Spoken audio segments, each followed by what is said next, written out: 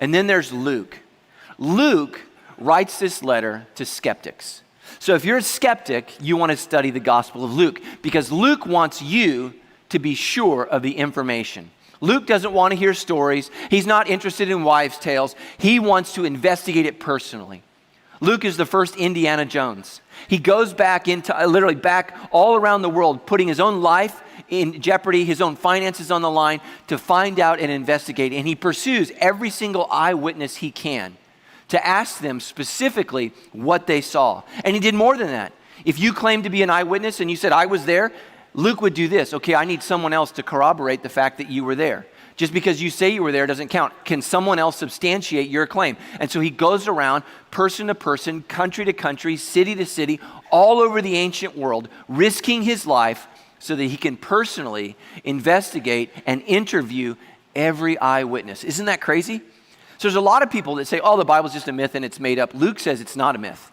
Luke says, I personally investigated every story, tracked down every lead, met with every person I can so that you can know the truth. And so we're going to study the Gospel of Luke this year, and then we're going to shift into Acts as we end with Luke this summer, and we're going to finish this all year long. And you're going to read his account of the life and death of Jesus Christ, his burial and resurrection, and the birth of this thing called the church. You're going to study when Christians were first called Christians, because originally we were called the Way, which is weird, right? It sounds like a cult. Where are you? I'm aware. I'm of the Wayer. So eventually we became called Christians. That's what other people called us. You're going to discover all that, and you're going to find out why the church is so important, and you're going to find out what God wants you to do with your life. So I just want to invite you to be a part of this. I want to invite you to study this, and I want you to invite you to change your life by studying the gospel with us for the whole year in Luke 2:52, or the series 2:52. So he says, many people have set out to write an account about the events that have been, circle this word, fulfilled. Okay, this is why it's so important. Jesus isn't just some random dude that shows up on the scene and says, hey, I'm God. The Old Testament gives all these predictions, where he's going to be born, what he's going to look like, what he's going to say, what he's going to do. The Old Testament even says where he's going to be buried, how he's going to die, down to the specifics that he's going to die, he's going to be hung on a tree, but he's not going to have a single bone in his body broken. That he's going to be buried amongst thieves, that he's going to be killed amongst thieves, that he's going to be buried in a rich man's tomb. Literally, it says what town he's born from, what line, who his mother's line is going to be, who his father's line is going to be, what he's going to say, what he's going to do. Literally hundreds and hundreds of prophecies. And here's what's crazy.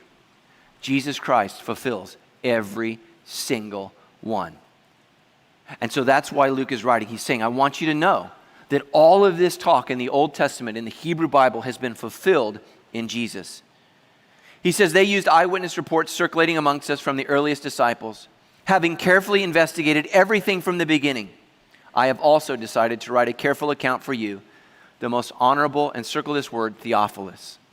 Now, we don't know if Theophilus is a real person or not, and this is why, because the name is a little confusing. The name Theophilus means lover of God. So it could be that a rich dude named Theophilus financed Luke's mission all around the world to investigate these truths. Or Luke could just be writing to the name Theophilus because he wants every single person in the world who loves God to know the truth.